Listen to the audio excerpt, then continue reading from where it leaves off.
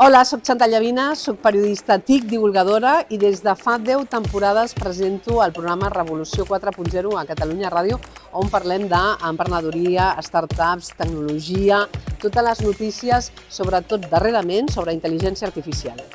Ja sabeu que jo defenso humans més IA, és a dir, la intel·ligència artificial ens dona poder com a professionals, és un company de feina, un ajudant que podem utilitzar, però sempre sota el nostre criteri. Serveix per fer dossiers, notes de premsa, factures, en l'entorn acadèmic, buscar informació, però què passa? També té parts negatives. Al·lucina, té al·lucinacions, el ChatGPT, per exemple, és un xat que sempre et dona la raó i, per tant, nosaltres l'hem de utilitzar però de manera crítica, i el que hem de fer molt bé també és frontejar i fer preguntes i saber quines preguntes li fem.